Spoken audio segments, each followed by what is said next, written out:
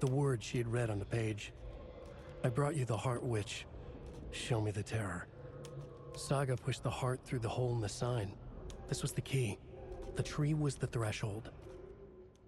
Hello guys, hello, and today I wanted to do like another, well, not review but kind of review, just my own personal thoughts on Alan Wake 2. This game came out, what, 2023? I believe 2023, and it came out 13 years after the first game, so there was a lot of waiting for this one. I mean, I personally didn't have to wait because I played them back to back, but it was interesting for the people that had to wait that long. But yeah, please remember to like and subscribe. And comment if you want as well, and let's get into my thoughts on Alan Wake 2. It should be a good video.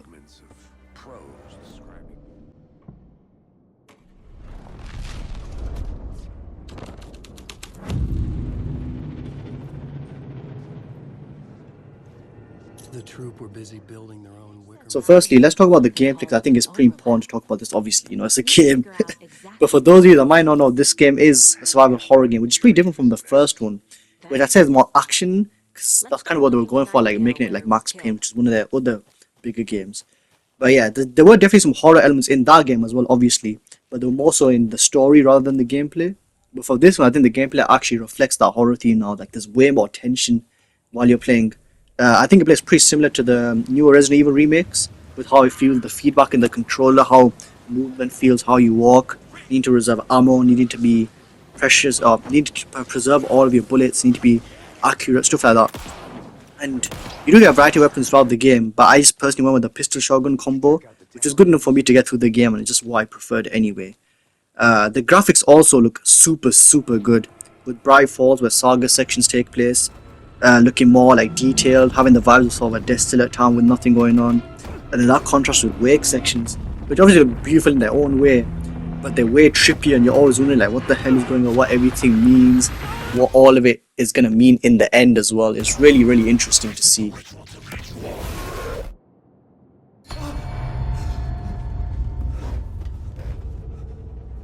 Now, one of the coolest things I think that's been in the game in sort of recent memory is the angel lamp, which basically, as you can see on screen, it uses the light source to change the environment in an instant, right in front of your eyes. It's mainly used for like puzzles and creating new pathways to get around, but the way it just instantly changes into something else is so cool. And I was always excited to use it every time I could, just to hear like that sci-fi sound effect, like that plays every time you use it. For Saga, she has something called the Mind Place, where you can sort of piece together clues and information that you find as you explore Bright Falls to help organize yourself and figure things out.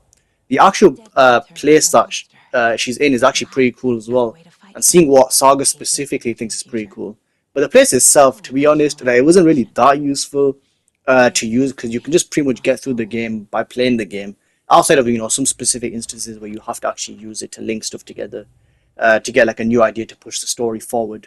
But I still think it's a cool addition that's like interactive, so that you're actually partaking in shaping your thoughts and sort of partaking in figuring things out instead of the game just telling you.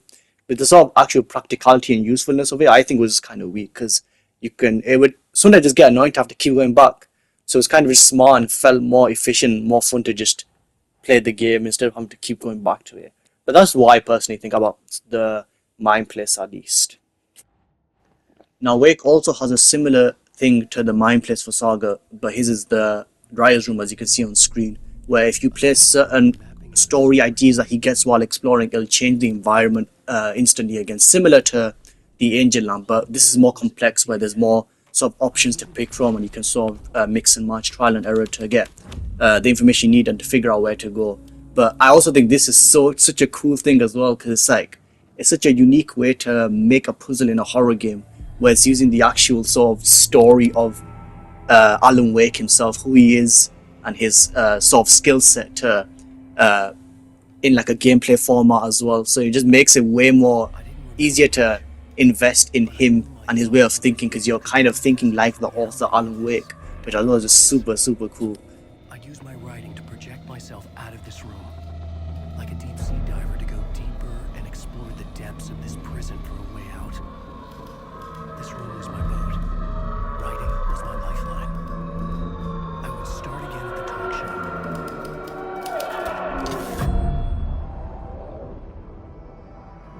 the enemies that you fight were also pretty unpredictable, where sometimes you couldn't even tell if there was an enemy like actually there or if it was just like a phantom ghost. Because they could sometimes just be fake and be like a visual trick to trick you, which I thought was like a super cool thing because they always kind of put you like on edge or put you on edge to decide whether to use your bullets or your sort of resources and all. But one of my issues for this game is that I do wish there were more like enemy types in general, because there were a few different types of enemies, but you kill them in pretty much the same way. I know that's the whole point, is like light versus dark, that's the whole theme of the game, but I don't know if like there was enough in terms of the actual gameplay to make it feel different when you're fighting each enemy.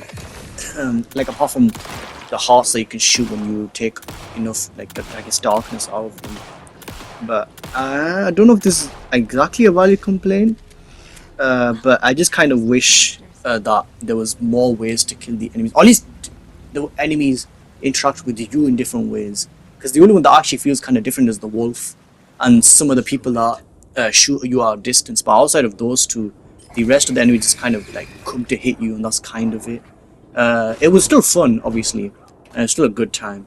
But I just kind of wish there was a bit more different ways that the enemies could interact with you and make you use or use different things or move in a different way, that kind of thing. That was one of my issues with the game personally.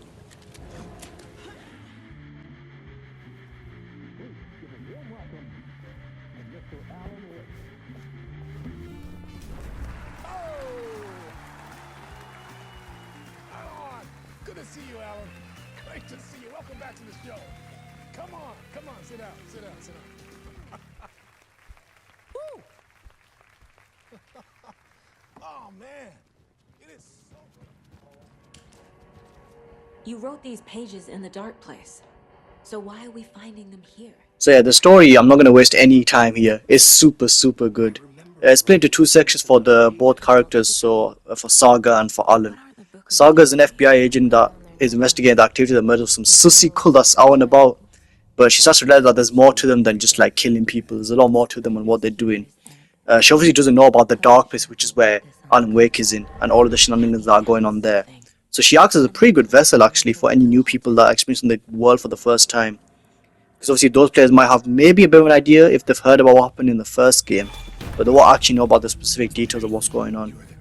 But Alan's story is about him trying to get out of the dark place and going up against the dark presence and the big boy, Mr. Scratch. Yeah, but I feel like compared to Saga's story, Alan's doesn't really pull any punches with how confusing and zany he gets. So even though you could probably get by with having a good time without playing the first one, I do think it would definitely help knowing what's going on. Like playing the first one, it's good to know what's going on in this one, because you also know the characters and it puts you in the mood for the game. But I also think just Saga's section is not as good. It's not bad by any means. Saga's sections are pretty interesting and they're pretty good. But I just think her section just aren't as interesting because it's more like normal, even though it's still interesting with the cult stuff. It's more normal. Alan Wake's section just go all over the place and they're all like super weird. So I think that's just more fun and there's more like cooler, interesting, unique stuff, supernatural stuff that happens. The way the story structure is kind of weird though. So the missions themselves are pretty linear, where you go from like place to place, but the structure of the story is actually very much non-linear. Because you can just do the story in whatever order you want, up to like the last couple of chapters where it kind of forces you down one path. And you do this by just simply going to the janitor's room in each character's like respective places, and then looking at the black puddle, and then it just switches you to the other character. The freedom to switch between any of the characters at any point is actually pretty cool. But there are guides out there on how people think is like the best way to experience the story. If you don't want to really have to think about, oh, should I change to Alan, should I change to Saga at this point. If you don't want to think about that too much, then there are guides on like YouTube or Reddit or whatever. Because I used a guide on Reddit to just give me the most optimal way to experience the story, and I didn't have to think about it, and I just followed that order. And I got like a very coherent story that way as well, like a very well-paced story. So I think those guides might be useful for anyone that wants them as well. One thing I would do want to quickly shout out though is the music. I would actually play some of the music, but I'm kind of scared of getting like a copyright claim or something like that, so I'm not going to do it. But the sort of general music where you're walking around is pretty good. Like obviously it fits the vibe and stuff, it's kind of spooky and all of that. But I do really like the chapter specific music at the end of each chapter. My personal favorite was Superior by Mogletta, that's probably how you say it, I don't know. probably most likely butchered that name really bad. But then also Wide Awake by James. The best thing about those songs is that they were made like actually specifically for the game. So the lyrics actually reflect what's going on in the story at that point when they play. And it just makes them way more hype and feel like punchier, like it hits you a lot more, I think. The musical bit, I'm not gonna show it just to, I think if anyone still hasn't played the game yet, they should experience it for themselves. But the whole musical bit was actually insane. It was insane. It was crazy. It was insane. I'm not gonna talk about it too much more than that, just because I don't want, obviously, like I said, I don't want to do any spoilers. I think you should experience it for yourself. But it's so hype and it's so fun. It's just such a insane moment. I didn't like it at first. I think not that I didn't like it, but I thought it was kind of weird, just because I didn't expect it. But like looking back on it and thinking back on it, it was so cool. So that bit as well also insane. Just the music overall in this game, absolute peak. Not every single song, but the songs I do like were super good. I'm a writer. I've been... Wake? Where did you come from? You've been missing for 13 years. 13. It was all about me. This performance the Dark Place was putting on. But I had no control over it. I knew how utterly lost I was. So in conclusion, Alan Wake 2, I think was a very, very fun experience. It wasn't like I was necessarily scared while playing the game, so maybe it didn't work in that way, but I don't really find horror games too scary, but I find horror movies super scary. So that's just something to know. I don't really find horror games scary in general, so I don't really put Alan Wake 2 at fault for that. But yeah, like even though it wasn't super scary necessarily, the horror vibes were like definitely there. Some of the jump scares, especially like the second half, like they definitely got me. So yeah, the vibes were just immaculate. They were pristine. They were divine. There were all of those other big words that I can't think of right now that have the same meaning. They were just really, really good. So I had a lot of fun just experiencing the world of Alan Wake, the dark place, Bright Falls, Cauldron Lake. It's just so cool in this high definition graphics, super high end graphics, or at least it looks super high end compared to obviously the first game. But yeah, that's just my opinion on Alan Wake 2. Thanks a lot. Thank you so much, guys, for listening. I appreciate it. Let me know what you guys thought of the game in the comments. What you think about what you've seen if you've not played the game. If you can talk about whatever you want in the comments, I guess, in relation to this. And whether you agree or disagree, or just how you feel about what I've shown and what I've talked about. Yeah, remember to like and subscribe as always. That would actually help me out a lot. It's a very small channel right now, so any support would help to make it grow and boost up in the harsh algorithm. So yeah, any help, support would be appreciated. I'll see you guys in the next video. Take care and peace. Bye bye.